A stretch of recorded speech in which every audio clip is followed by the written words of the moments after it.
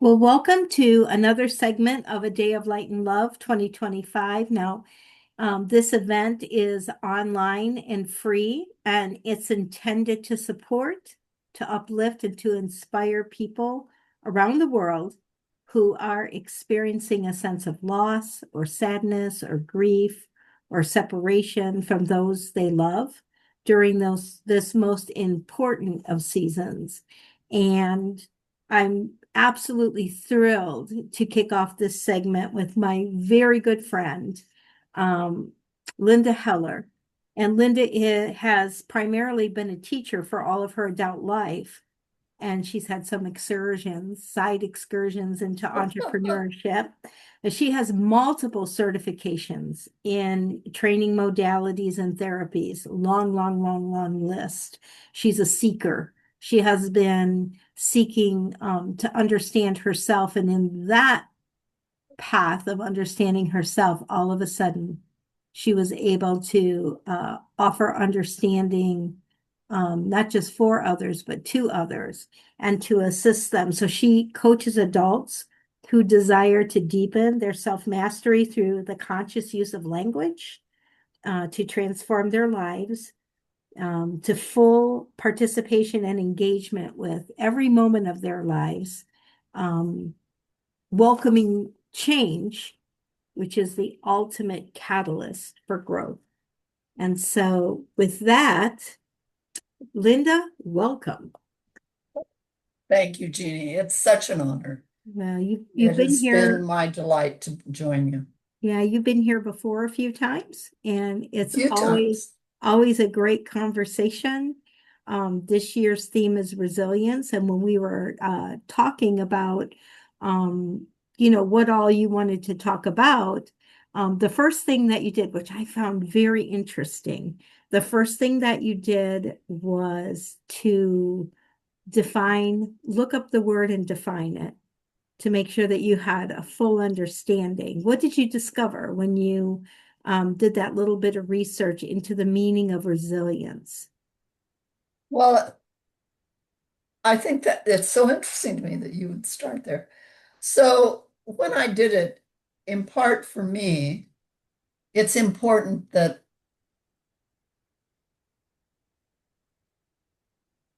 I start if I'm going to have a discussion with someone about what something means. I want to have an agreed upon base that we begin with so that I'm not talking about apples and they're thinking grapes, that we're kind of on the same page. So I thought, okay, I think I know what resilience means. What is the definition that is passed from century to century based on whatever? So when I looked it up, it has two definitions. The, the most important one is the capacity to come back from difficulties. Mm. And if you would to think of it as mental and emotional toughness, not toughness as like a bully kind of toughness, but toughness in the sense of endurance, in the sense of surviving, in the Yeah, sense of thriving, yeah, not just surviving, yeah, but being able to experience loss, to experience failure, in quotes, and to come back from that, not just to survive, but to come back and actually thrive. So I was really reflecting about, well, then what is the difference between a person who experiences great loss or incredible challenges and comes back and not only comes back to where they were, they keep moving forward. What is different within that person from the person who also suffers loss or quote failure or challenges and finds themselves at the bottom with no way out? Excuse me, my dog. I'm sorry. Um,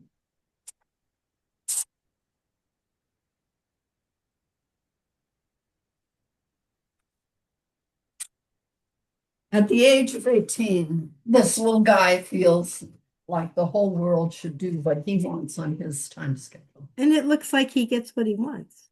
He does. That was all to make a great big dog move from a Oh, bed. Even oh. though, anyway.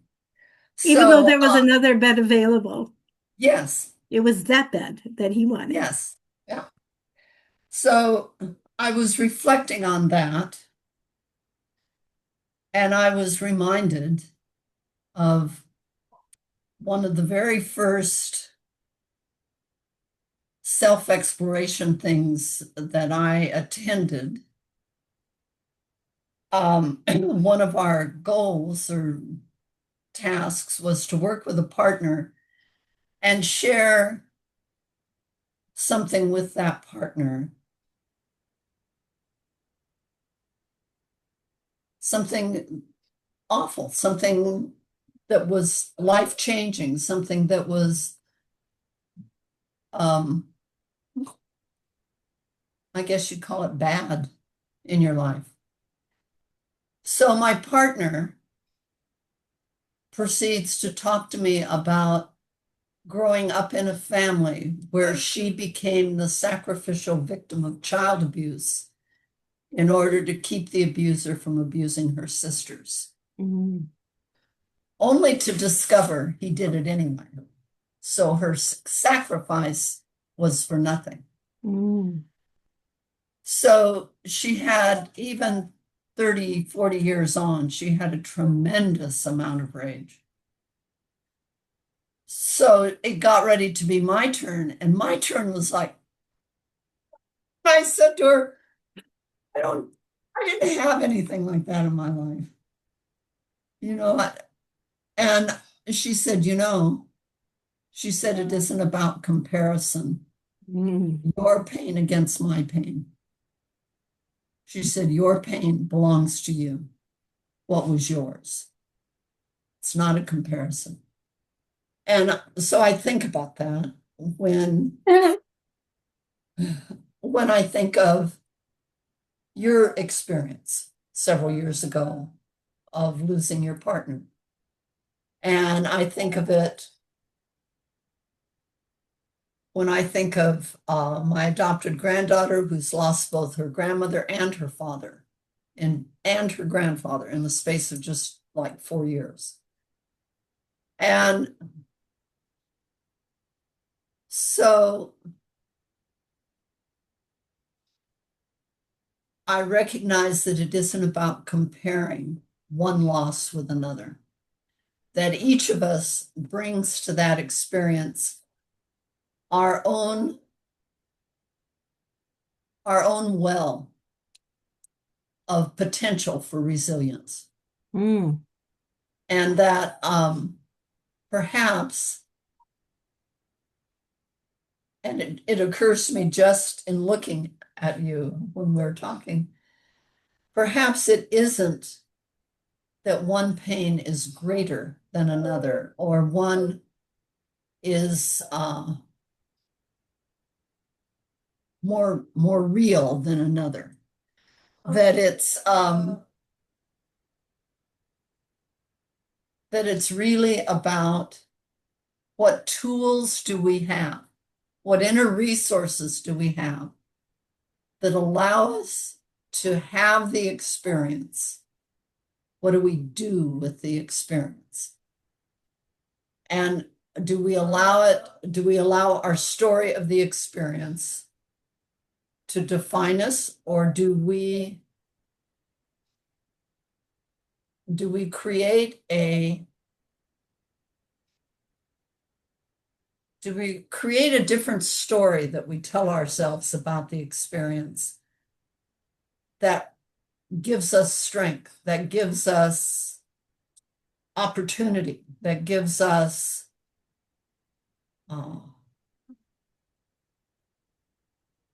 the commitment within ourselves the resources within ourselves to go forward instead of staying where we are in the pain. And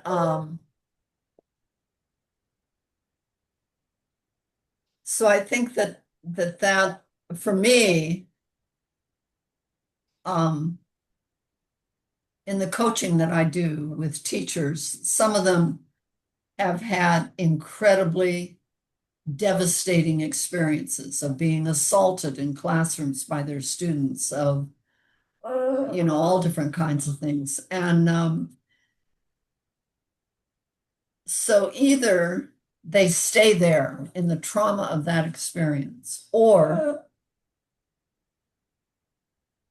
the story they tell themselves about the experience creates an opportunity for them to take a step forward. And can we stop while I do something with him for a minute? Yes. This I is, hear him it's complaining. so embarrassing. I picked him up and everything, but at 18 years old, Ah, he just doesn't. yeah. He just needs you right now. Yeah. Okay. Yeah. I have a kitty that required that Do before you? I logged on just now. Yeah. She just required it. Yeah. Yeah. Well, he was really good all night, and then I don't know. Well, it's like children, when you get on the phone, like a mom gets on the phone and the kids Yeah. start acting up. Back to what you were saying, because I think that this is a really valuable conversation. So when you were defining resilience, one of the components that I think of with resilience, what makes Uh-huh. something resilient is there's a time component. There's some kind of a perseverance. Um, Yes. it's right, it's not an incident, it's not a one and done or a couple incidents, it is a path. And it is I think it's a muscle. That's a Mm. great analogy that I think makes it maybe relatable for a lot of people who would not relate to it as thinking of emotional or mental toughness or endurance, but that it is like a muscle. Yeah, And once you embark on that movement from the despair and the loss, and you take a step forward, the trick is nothing changes with one step. yeah, You have to be willing to keep moving forward. yes, And I think that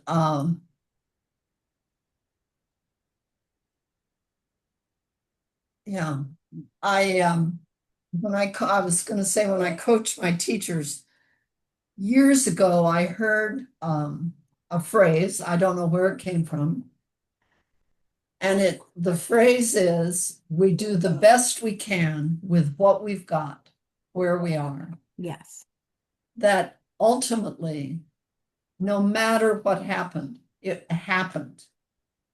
And our choice is we either stay there in the pain, or we begin to tell ourselves a different story. yes, And we begin to ask ourselves, what can I do here? Where are there signs of love? Where is there hope? Where is there opportunity? How? That is, so long as we tell ourselves the story and we are at the center of the loss, that's where we stay. And that loss defines us. It becomes, I feel as if it can be literally a conscious choice to tell myself a different story, ask myself a different question, make a choice. yeah. And I agree with most of what you're saying. I would like to have you contemplate something more, and that is whatever occurred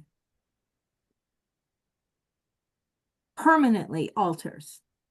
Yes. It permanently alters. It's not like you create a different story and then that erases it or no. Oh, It's I feel like resilience is part of the process of maturing. That the immature Jeannie, she I've spoken this in a previous session, but I always wonder, why is this happening to me? Why is this happening? Why oh, is this yeah. happening, right? Why did this happen to me? Yeah. And then over time, as I chose, there was a book by John Maxwell that I read in the early 2000s, Oh, and it was Failing Forward. And before that, I really had a challenge with failing at all.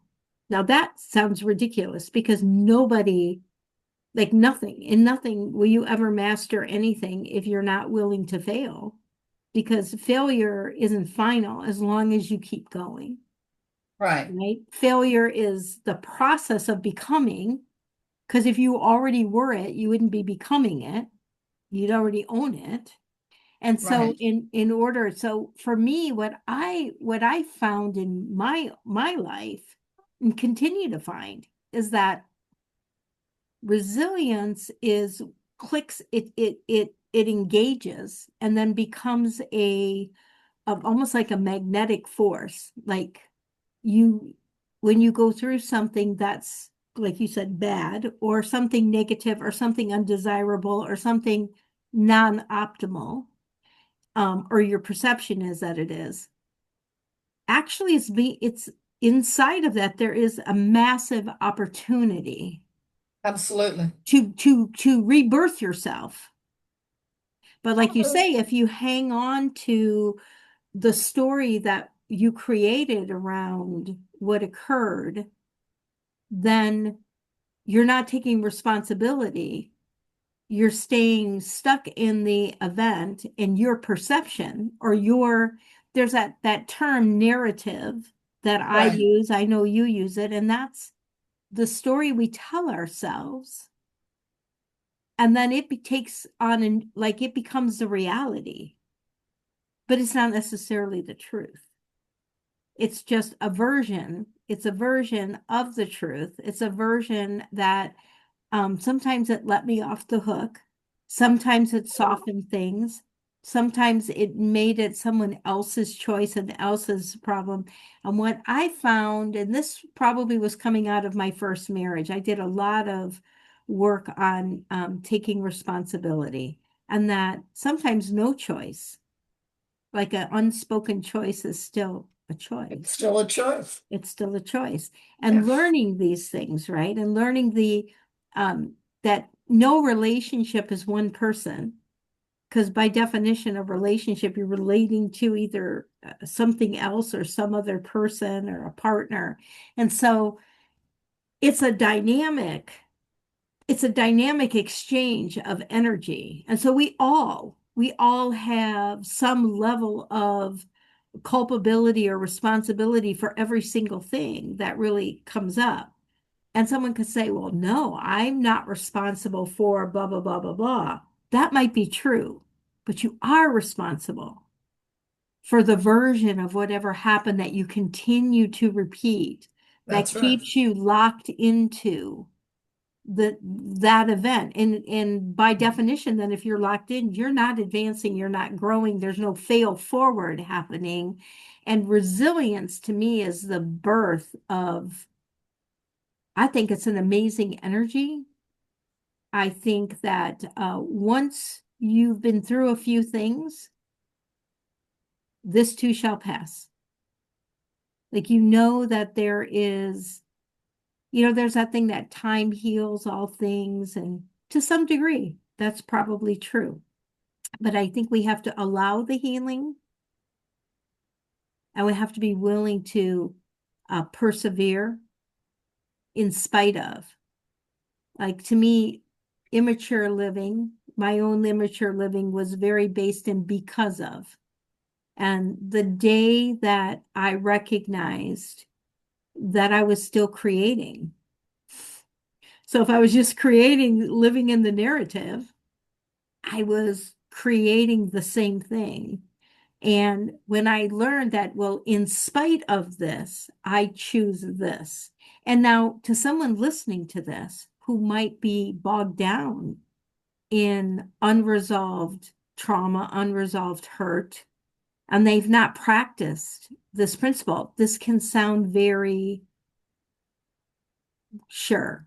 Yeah, sure. Yeah, right. But the truth is, small, consistent steps from the point of creating in the moment and creating where you want things to go instead of dragging the narrative of what happened, I feel like that's where resiliency resides in those forward, consistent, persistent actions, and they don't have to be fast and they don't have to be big. Some of my greatest comebacks, so to speak, have come from very small things that I just became consistent. I just chose to wake up tomorrow and do it again. Like earlier, trying to think of who it was, if it was Severine, but we were talking about gratitude, gratitude lists. I find that one of the best things for me when an unresolved something or other pops up, because I believe, like in my experience, I can only speak from my experience, and I see this in others that I work with. Things sometimes come off in layers, and you think you've gotten to, you think you've resolved something fully, but it pops up again. And earlier you were saying something, I said, I don't really think that we ever leave it behind. It's just, it comes with us because it's part of who we are, it's part of our experience. But there's a certain amount of like transmutation. Like, I don't really want to block out all the things that happened to me. I don't want to block them out. No, I want to name them for what they are, and then I want to glean how those things actually help shape my growth, my maturing, right? My greater understanding. Resilience is that muscle that, much like you go to Pilates. And when you first started in Pilates, I'm sure it was a lot harder than it is today, right? much harder. Much harder. But because you kept showing back up, you were consistent. Sometimes, like for me, for whatever reason, I surround myself with accountability partners in all different parts of my life because I like to leverage my words spoken to them helps me to follow through when I'm maybe not strong in the habit. And so it's sad that it's easier to let myself down than it is to not perform for a friend. Yep. It's just the way that it is until it's not anymore. Until you can just it be, that habit, it just becomes a habit, becomes part of who you are. I think that resilience is born through that small intentional um, forward stepping. So for somebody who's listening to this and they're lost in whatever that has happened to them, whatever, I think that when we stay in that country of lost, it's may as well say victim and one thing I never wanted to be in my life was a victim. And there's been times where I've taken on that victim energy inside of a story that I carried around what happened to me or what was done to me or whatever. But I find that the greatest freedom is in embracing what happened, looking at it and saying, well, it's done. I can't change that. But what I can do is glean something from it and carry that forward with me, but keep moving forward. And it's funny how that thing then has less power over me. I totally agree. One of the ways that um I choose to um process those kinds of experiences of loss. The most immediate example I can think of is 3 years ago, in September, a woman who had been my mother's friend and who became my friend and mentor, almost like a second mother. She passed away at 100 plus. And so it wasn't unexpected. Life had become challenging for her. It was a blessing, really, for her to be able to go. So myself and the other executor and friends, we all did all this stuff to start emptying her house and doing all those things. And then I went home. And 2 weeks later, my daughter died unexpectedly at 50, and I found her. So I suffered, if you want to use that word, I'll take that word back. I experienced two very significant losses in the space of a month. And so I could choose to tell the story from the place of, oh, I lost my friend. She was so weak and she was so sad and she couldn't go back home and blah, blah, blah, blah. Or I can talk about what a wonderful mentor and friend she was and how she inspired me and how I learned to see the world differently from knowing her. And it doesn't change that she's gone. What changes is the story I tell myself about her. I don't focus on the frail woman laying in the hospital bed, dying by inches. I choose to remember the gifts that I received from being her friend. And with my daughter's passing, I could focus on all the stories I want to tell myself about our unresolved mother-daughter stuff.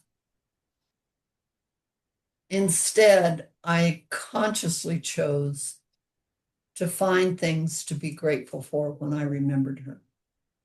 I don't remember, I don't, well, I'll reframe that. I choose not to focus on the moment I find her body on the floor in her apartment. Instead, I choose to remember her sense of humor, her love for animals, whatever I choose to remember. So I'm not denying, like you say, I'm not denying that she's gone or that Betty is gone. I can either focus on my loss, in quotes, or I can focus on the gifts that the relationships gave me. And I really feel that what you name, because you use the word gratitude, and I feel that there are two words that can support anybody to choose a path of resilience. The first one is gratitude. That instead of focusing on what we don't have, what I didn't get, what I lost, my missed opportunity, my missed relationship, my missed whatever. I focus on what in that relationship I can be grateful for. And that's what I choose to remember. Whenever the thought of the person comes up, I choose to focus on the gifts I got from the relationship. I choose gratitude. And every time the thought of the person comes up, it becomes an opportunity for me to make a different choice. I can either stay in my story of loss, or I can step into my story of gratitude. And when I do that over and over again, like you were naming with the little steps, it's a step forward, and then it's another step forward, and then it's another step forward. And I really feel that gratitude and looking for the opportunity in the experience, in the thought, in the loss, the opportunity for growth, the opportunity for celebration, the opportunity for gratitude is key to becoming more resilient, to finding that way forward, no matter the loss, no matter the challenge, to create a different story. You're not changing the event. I can't change that my friend is gone or my daughter's passed. I can't change that my other friend died a slow death of a yucky disease. I choose not to focus on that. I choose to focus on the gifts I received from her being my friend. That's good. And I feel like that helps build that resilient muscle. Because instead of exercising the muscle of, oh, poor me, I lost my job, oh, poor me, my mother's died, oh, poor me, my husband left me, I can focus on building a muscle of gratitude and honing my skills of looking for the opportunity.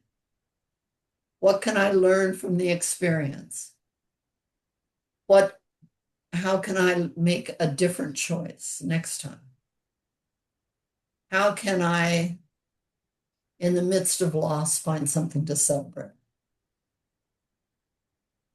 You know, I think of you and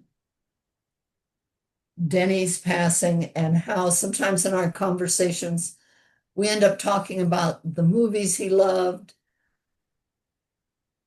you know, the food he liked to eat, the music he liked. And so I don't hear you staying in that place of, he's gone. No. I mean, he is gone, and you do feel sad. There's no pretending that is not so. It's simply that you make a different choice. Yeah. You don't live there in that loss. You live in the celebration of who he was Yes. instead. Yes. Very much so.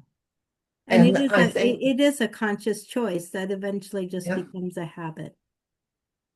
But I think I don't know that I would use the word easy or anything. It's simply a choice. Every moment, it's an opportunity to make that choice. And if you make it 5 times and then the 6th time you start feeling sorry for yourself or feeling the loss, okay. Next time, make a different choice. Yeah, no, it's true. And truly our humanness still interjects itself. Yes, And absolutely. and that's okay. It's okay. And yeah, you As know, I mean, long as what long is that as phrase? as long I'm as it's sorry. not residential, right? Like as long, yeah, it's It's one okay. thing to take an Airbnb there for a day or two. It's Yeah. another thing to buy a house. Yes, exactly. Yeah. That's really good. That's a really good analogy. No, I think it's really true, Jeannie. And you, in our friendship and in our far-ranging conversations, it's one of the things that I have really appreciated is the way in which you took an experience that many people never come back from. And you have come back stronger and focused and celebrating all the things in your life that you love, including what you had with Demi. Yeah. But you don't live in the sense of loss. Right. And I think that Not every day. There are moments. oh yeah, There are no, moments. of course, and I have Just them just too. not did the Airbnb analogy is Yeah, perfect. I have an Airbnb that I visit every once in a while, Yeah. and except I know it's temporary. Yes. And when I find myself there for any length of time, I can feel myself literally like a dog shaking after being in the water. It's just like, no, you let it all go and you just move on. And maybe it'll happen again, or maybe not. Or maybe not. Um, but I think, and the longer you live, the more opportunities you will have to practice resilience. You know, and I And I think the suppose easier it gets. I do too. I do. I think that once you've come through some things a couple of times, you're like, well, I'm not excited about having to move through this, but I will move through it. Right? Exactly. Yeah. I'm not Oh, I excited think about it. that's really true. I'd be like, God, can we rewrite that script? Because I don't like how this is playing out or how it played out. Yeah. However, it is what it is. There's a certain amount of acceptance that's required to move forward. It is. There is. I feel as if um, you know how some people will say, well, it's not fair. It isn't fair that my child died of a disease. It isn't fair that, and, but life is not about fair. Life is a series of experiences, and we each have them. And I have never met anyone that has led such a golden life that they have never been touched by sorrow and loss. Never. Yeah. And I've lived a long time. Yeah. Yeah, And for sure. Yeah. so That's a I very good think, point. you know, it isn't so much what happens, it's what we do with what happens. Yes. Because life simply happens. And I think maybe the mistake is thinking, well, if I'm really virtuous, if I'm a really good person, nothing bad will happen to me. Yes. And it doesn't work that way. Not always. And so sometimes the best and kindest of people experience things that you think it's not fair, that shouldn't happen to them. And it just simply does. And it's funny because like what's coming to mind for me is like the older that I get, obviously the more things I've moved through. That's what age Yeah. really represents. But I don't think just because you're a certain age means you really understand all this because No, not you might necessarily. I just mean, repeat, you might be 50 years old, but you've lived the same year, last right. 25 years, you've lived the same year 25 times. The key is to make every day, every year a new experience based on what you've come through, not just the good stuff, but what you've learned from what felt non-optimal. Again, was it done to you or for you? You have to extract the for, the for you, because I believe that's where the nuggets of wisdom and growth come from. What I hear in that, the difference between 2 and 4, if it happens to you, that's a victim brain. They left me. It wasn't fair. My boss did this. My boyfriend did that. And so you're this being and things happen to you instead of life is happening and I'm in life and I'm going to have experiences. Not all of them will be optimal. Not all of them are the ones I wanted. They're the ones I received. And so the only thing within my control really is what I do with the experience. Do I tell myself it happened to me? Or do I say to myself, what can I learn from this? And do I continue to perpetuate the Yes, and very that's the thing? other one. Yeah, like the very thing that you aren't excited about that it happened, or you hate that it happened, or you're sad that it happened, or you're mad that it happened. When we reside there, you just keep repeating the same energy. And I think the day that the light bulb goes off, I think that's, that's really an important point to make because you and I have talked about this and I have thought this in relation to people that I know. They're nice people, they're good people, and they have the most chaotic lives. Their partners, their jobs, their friendships. It's like life is constantly, and not because they deserve it. no. And I think to myself, what is it? It happens to them. Well, see, now I just did it. Just then, I said it happens to them. What is it that is their experience of their life? Yeah. This constant chaos and Yeah, I think upsetness. that's where like working with a therapist or working with a coach or a mentor, I think that's really important to help investigate things like that when you notice that you're the common Yeah. denominator. I have found myself to be the common denominator in things.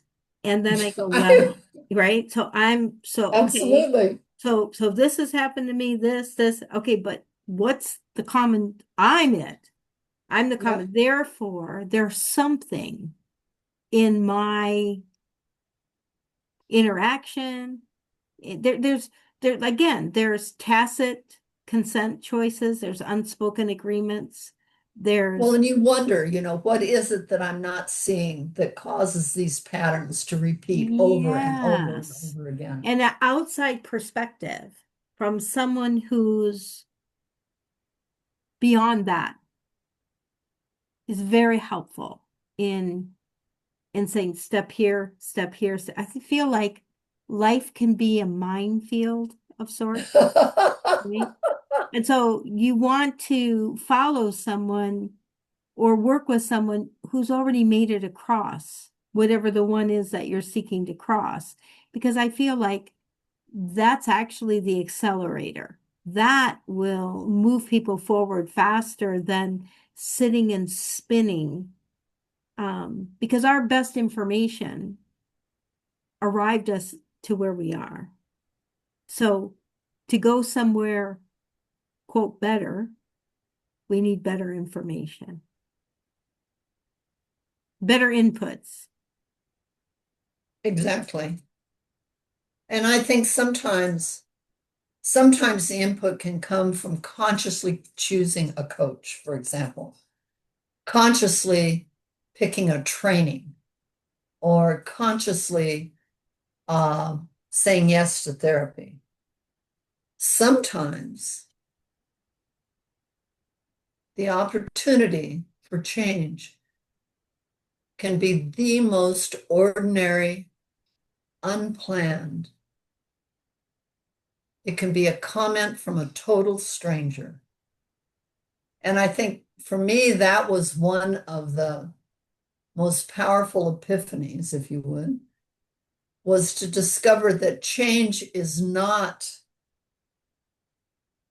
always dressed up in the form of a teacher, Yes.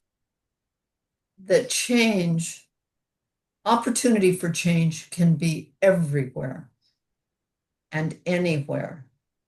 And have you ever had the experience of you take a class and they tell you some things and you go, oh, that's really interesting. You just keep on doing what you're doing. Take another class. Yeah. And then all of a sudden, you hear the same message in different words spoken by a different person. And you go, oh, Yeah. wow. And I've had that happen to me more than once. And I'm Oh, always definitely. amazed how I wonder if there's really a finite number of those key messages around. And people, the message is delivered over and over again, only we don't hear it. And then one day we do. That's that old saying, when the student is ready, the teacher appears. Yeah, Teacher can always be there teaching, but exactly. And until Maggie, you're, they've come knocking on our door and many that's times. incremental, which is part of resilience. That was what I was saying Yes. about persistence and perseverance. It's Yeah. really like I think I'm wired for, like, give me the magic bullet, you know? Not anymore. I don't have that, but I mean, my natural Yeah. wiring is just, let's give me the answer, boom, let's change Yeah. every, like there's one Just magic way quit, to just, quit. Just tell me. yeah, Just but give me the, just the tell me. truth is, slow and steady wins the race. That is the truth. And I think the other truth for me is um, I love information. View my looking up what resilience means. Um, is to remember I don't know everything. No matter how much I study, I don't know everything. Amen. And that sometimes the truth is so simple. Sometimes the way out of the pit is simply somebody reaching out a hand and saying, come on, I'll help you out. It doesn't have to be complicated. Doesn't it doesn't have to be some big elaborate deal. It can be something really simple, like someone coming up to somebody and saying, do you need some help? And that can be a life-changing thing for the person you ask. Yeah. And that we don't have to dress everything up and make it elaborate and fancy and formalized and whatever. Sometimes it's simply seeing another person and saying, do you need some help? But we're going to wrap up because we've been on for quite some time. Never at a loss for discussion of concepts with you. That No, is for sure. But I really appreciate you, and I think you've given people a couple of good nuggets or steps I to, hope so. yes. It's life is a journey. Hmm. And if you look at it as every experience is an opportunity, and there's something to be grateful for in every experience. I feel as if when you do that, when you find something to be grateful for, and you look for the opportunity Which that is you living in the create, question. Yeah. yes, Which you're very big absolutely, on. Living in the question. absolutely. What can I learn from this? What, right?